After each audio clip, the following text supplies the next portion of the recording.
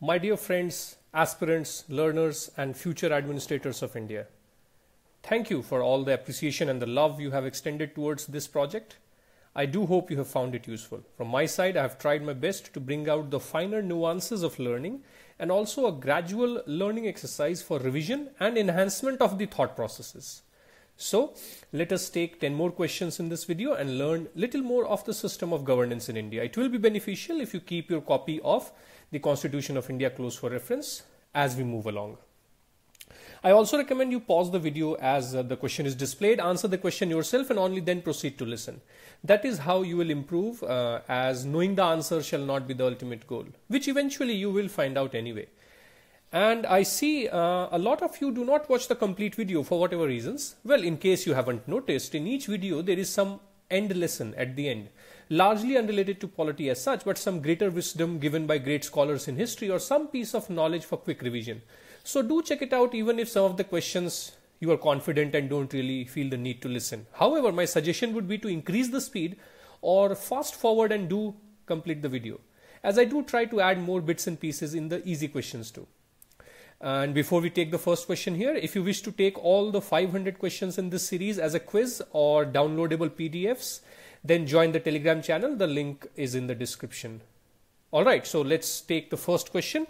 And the first question is, which of the following ideas or ideologies are generally associated with right-wing politics? Okay, now I'm sure you know that the term left and the right originated during the French Revolution in the 18th century. After the revolution, the nobles, those who supported the monarch and the aristocracy, sat on the right-hand side, while the revolutionaries, those who demanded the rights and equality and fair treatment, they sat on the left side. And thus came these terms, based on the ideology and philosophy and the thoughts of these groups, now represented through the political parties or pressure groups, right? So you will always see that is the kind of thoughts the left will promote, equality, equal rights, egalitarian nature. There is no social differentiation, where the right will accept some sense of social order and hierarchy, and they will be okay with inequality or even things which we call conservative, though mostly nowadays people associate conservatism with the left, but actually originally it is the right, because they will always be talking about culture and tradition and things like that. So that's where those ideas come in, and also there's some economics principles also. So classic liberalism, yes, this is also part of something which you'll see as a support by the right wing. If you remember Adam Smith and others like John Locke, David Ricardo, or even Malthus, they have contributed to this idea of classical liberalism. The focus is on natural law, progress, utilitarianism, essentially talking about economic freedom, and that those who will work hard will make progress. State will also follow the idea of laissez-faire. As you know, the left will always be opposed to this and would want equal distribution, community or state ownership of means of production, no private property, etc. So naturally these things are associated with the right wing. And I hope you could recognize this dance form of India. So today's theme is the classical dances of India, and also a little bit more, and I expect you should be able to recognize them just by looking at the dress and the postures and things like that. If you can, I'll be very happy. So see, in this the key is the frills on the dress, on the attire there, and also a little bit of the posture. However, once you'll watch the dance, you can actually distinguish much better. However, I doubt too many people of our generation have got much appreciation of such traditional Indian dances or other art forms. If you do, know that you are a rare kind, and I, for one, is surely very proud of you. So you can pause here and read. Of course, there's a lot more to know about than just what is written here. Next question we have: which of the following statements are correct regarding the NDRF and the SDRF? A very important question in the background of the COVID lockdown and the way the government is managing stuff. So first statement says these are statutory funds. Yes, they are created under the National Disaster Management Act of the year 2005, NDMA. So both are statutory, absolutely correct. Union government contributes 50% of SDRF allocation. Now this is actually wrong. Originally, earlier, the central government used to contribute 75% of the allocation for the general category states and 90% for the special states, right? Like the northeastern states or Uttarakhand and Himachal and Jammu and Kashmir, they'll get 90%. But now, since last 2 years, 2018 sometime I remember, now it's all has been made to 90%, right? So large part of it is actually coming from the central government only. Then the union government's contribution is as per the recommendation of NDMA. No, this is, we have seen it earlier. Actually, it's the recommendations of the Finance Commission, right? They recommend the sharing there. And it says the fourth statement, state government may use the funds available under the SDRF even for disasters not included in the list notified by the MHA. Yes, that is correct. And the rule says that up to 10% of the funds can be used, but the condition is that it should be notified by the state and there is a committee who will approve and all those things. That's fine. So also you should know that the SDRF shall be used only for meeting the expenditure for providing immediate relief, okay? Immediate relief to the victims. And NDRF essentially only supplements the SDRF in case of, severe disasters where the SDRF is not sufficient. I'll recommend you go to the website of NDMA and there's a lot of information available there as simple questionnaires and briefs. Just make sure you are clear because our performance needs to be very good on these kind of questions as they may be asked. And that on the right hand side, again from the attire, you should have been able to recognize this is Manipuri, another classical dance recognized by the Ministry of Culture and Sangeet Natak Academy. Okay, so the next question we have is which of the following statements are correct regarding election related surveys in India? So it's talking about opinion polls and exit polls. Now first thing, what is opinion poll and what is an exit poll? See, opinion poll is a sample survey of the opinion of the people before the election, okay, regarding performance of candidates' parties. You'll see it sometimes starts as long as 1 year before the actual election. Whereas the exit poll, as the name suggests, is also a sample survey, but after the people have cast their ballot. And that is why the name exit, with the original idea of asking people a survey questionnaire as they exit from the polling booth. But now that is not possible due to the ban on such activities on the day of polling, especially the polling hours. Okay, so section 126 of the RPA 1951 is what is relevant here, and see, both are allowed. There is no restriction as such. The only restriction is closer to and on the election day, and the restriction is there on the publishing of the results and ensuring full disclosure is there regarding the sponsorship, the methodology, etc. All those things, right? But they both are allowed. Some restrictions are placed. Then second one is the first one is correct. Only the first part is correct. Exit polls are also allowed with restriction. So first statement as such is wrong. Secondly, it says displaying results of an opinion poll is prohibited only during the period of 48 hours, that is 2 days before the end of the polling, and this is actually correct. So essentially this is 2 days before the end of voting period and 30 minutes after the end of the voting in the last polling booth, the media houses are allowed to publish their survey results.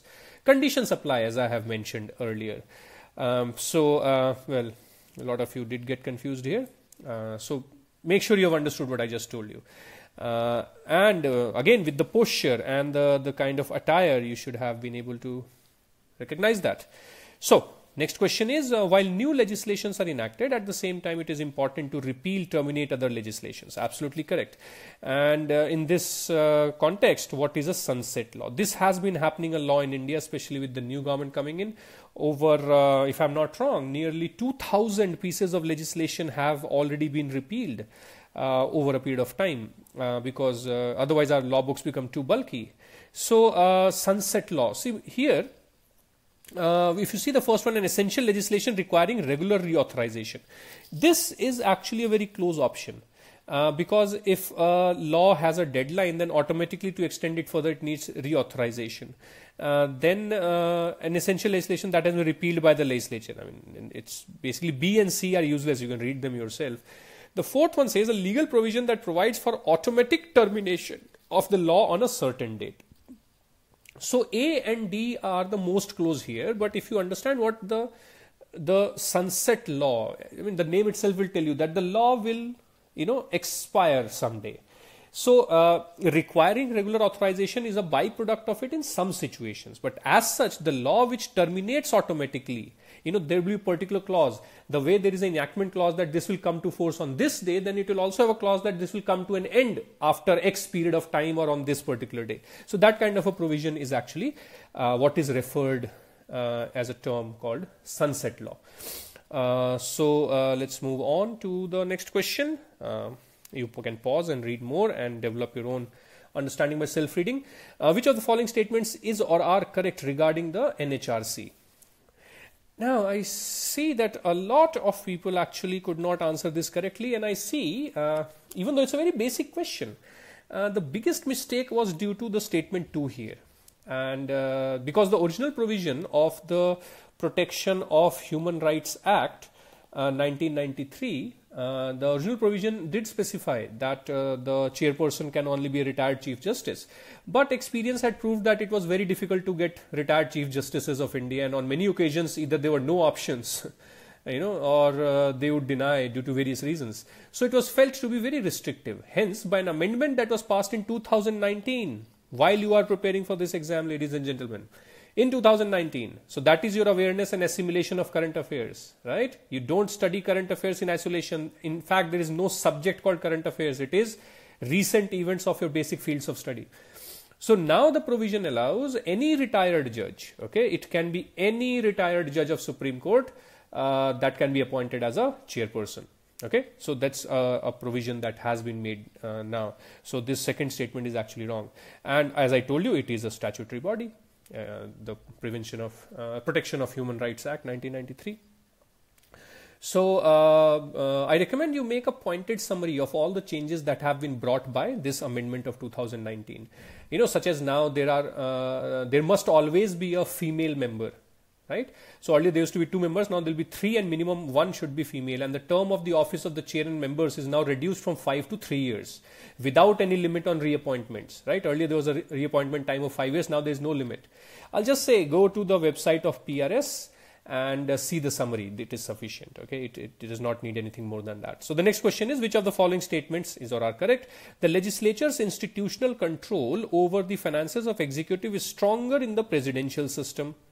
That is correct. We know there is a complete separation of power between the executive and legislature. So any executive proposal, let's say their budget, they may not have majority, and hence, the legislature would be able to exercise some kind of control. Whereas in India, if you see, that is parliamentary system, executive is part of legislature, so executive is in majority, and especially regarding finances, we know Lok Sabha has overriding powers, so executive is always in majority in the Lok Sabha. So large chances are that control is somewhere diluted in terms of the actual control, okay? Of course, questions and your audits and all those things remain. But in the presidential system, as you saw in United States of America as well, the institutional control is very strong. It's not necessary that the budget of Donald Trump or Barack Obama would always get passed, right? Even practically, right? So that's the level of institutional control that is there because of complete separation of power. The members are not under strict compulsion to vote as per their party lines, right? So that is definitely a correct statement there for us. Then second one, presidential form of government should not be considered for nations with diversity of population. See, whenever these kind of statements are there, which are so blanket statements as if, the best system is A or the worst system is B, never choose such options because these are all subjective areas, right? Who are we to say it should not be chosen for diversity of population? In fact, let me tell you, in one way, USA is even more diverse than India because at least India shares a common history. In USA, the kind of diversity that we have, they don't even have a common history. It's actually United Nations in one place. You can find people from all over the country living there. Okay, it has become the hub of the whole world. So in a way, they are also very, very diverse in its own way. Yes, our kind of society, Indian kind of diversity, perhaps it would be a better thought if we want everybody's interests to be protected, that their representatives are also taking part in the executive processes and the executive decision making. So yes, it could be in a context. But as a blanket statement, we will never support this kind of an argument. So only the first statement should be marked correct. And here we are. The idea is this is a statement which is generally sometimes discussed as an advantage of parliamentary system, but it doesn't mean that it is actually a true statement. So when it comes in these kind of objective areas, you need to be very, very careful, and have your strong arguments in favor or against of that. So I would not mark this second one. Okay, the dress here and the headgear, which is also very slightly different from the previous one where you saw Odissi. Odissi headgear is very different. So just by looking at a lot of these things, you should be able to catch the ideas. Okay, so next question is, according to the Constitution of India, a judge of the Supreme Court of India shall be appointed by the President after consultation with. I'm sure you know that the relevant article here is Article 124, specifically Clause 2. I've seen a lot of aspirants not able to understand especially the proviso here, the proviso, as it is a very long sentence. So I thought, let's read it here with me. So Article 124 Clause 2 says this, that every judge of Supreme Court shall be appointed by the President by warrant under his hand and seal after consultation with such judges of Supreme Court and High Court as the President may deem necessary, right? Then it says, provided that in case of appointment of judge other than Chief Justice, the Chief Justice of India shall always be consulted. Now this second part, I've seen a lot of people are not able to understand for reasons of their own comprehension inabilities. This essentially saying that if you're appointing just a judge, not Chief Justice, then when the President is consulting lot of judges here, one of them should be Chief Justice definitely. And that's common sense. You'll always ask the boss, right? So don't misinterpret this provision here. Anyway, let's go back to the question. So the answer we know is very clear here. It should be that Chief Justice of India along with such other judges of Supreme Court and High Court as the President deems fit. So the D option should be what you should have marked. So understand, yes, it does allow President to consult even the judges of High Court, as most of the times a judge of Supreme Court is taken from the High Courts only. But what is deemed necessary, for that, I'm sure you know there is a memorandum of procedure for all such appointments of judges of higher judiciary. Please just go through it once yourself so that you don't feel confused ever about how practically Article 124 Clause 2 is implemented, right? So for example, let's quickly see. To appoint a judge of High Court, the process will begin from the Chief Justice of High Court as well as two senior most judges. Then they will send their advice to the Chief Minister and the Governor of that state. And the time period is also 6 weeks there. And once they have looked into it with their thoughts, etc., then this will be sent to the Minister of Law and Justice at the union level. Okay. Then the Minister of Law and Justice will send it to the Chief Justice of India and two senior most judges of the Supreme Court. Okay. And this Chief Justice and the two judges, they may consult with the other judges who they think have awareness of that specific High Court where you're appointing the High Court judge here. And they have got a time of 4 weeks there, this Chief Justice and two judges. And once they are okay, then they send the recommendation back to the Minister of Law and Justice. Then the Minister of Law and Justice will take it up with the Prime Minister, and finally the Prime Minister will make the recommendation to the President of India. So see, this is the entire steps and procedures in the appointment of judge of a High Court. Now I have made it in a very ugly way. You read it. I'm not teaching here. Please understand. I'm just trying to bring you clarity. Okay. So memorandum of procedure is what you will read.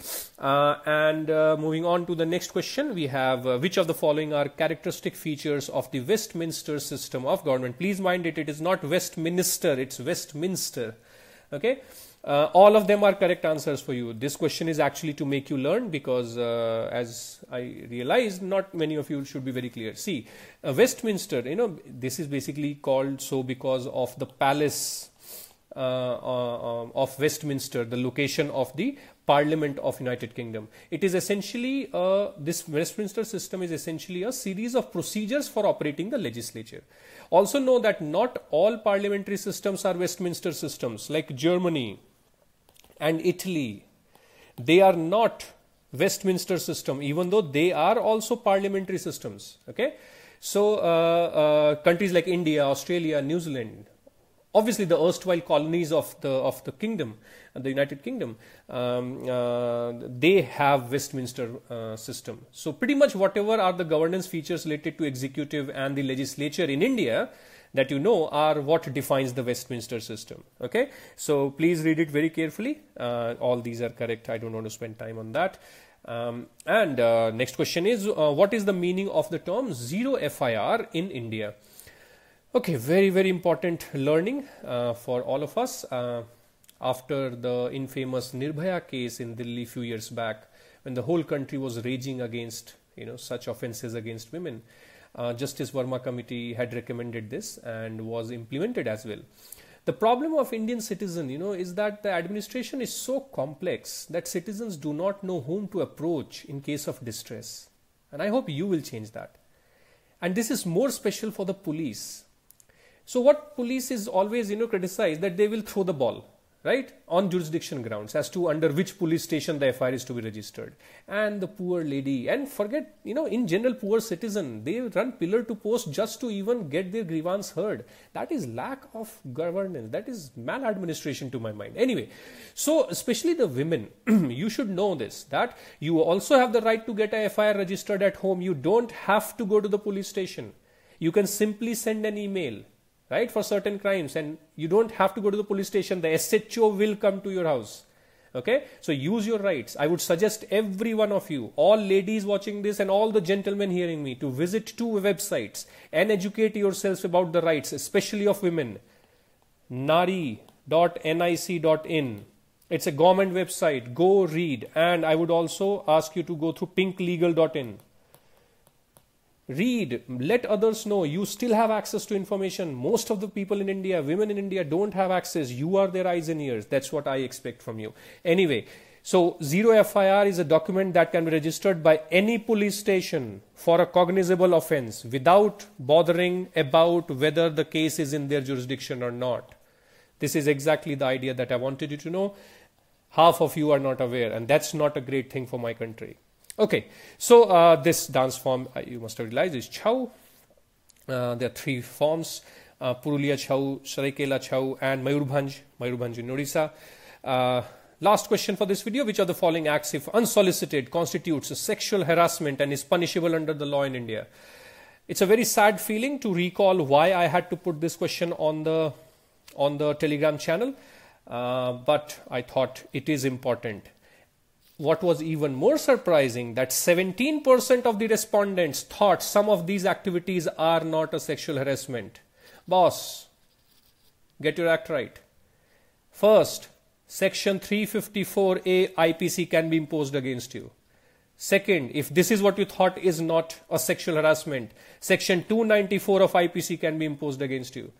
Third, following a woman with or without her knowledge despite a clear indication, if you thought this is not a sexual harassment, you have Section 354D of IPC hanging there against you. And for the fourth one, again, 354A itself can be used. All of these are sexual harassments and punishable under the law in India. Okay? And taking the spirit of our discussion further, I will leave you to ponder on the 7 dangers to human virtue, also referred sometimes as the 7 deadly sins, given by Gandhiji to us. If you can understand, try to imbibe. And as we have seen many times, these are not easy to imbibe in life, but the beginning is in knowing them. If need be, mug it up, as it will help you a lot in writing good answers in ethics, as well as a great essay. So spend time on it, and I will see you soon with 10 more questions. As always, study well. Thank you very much.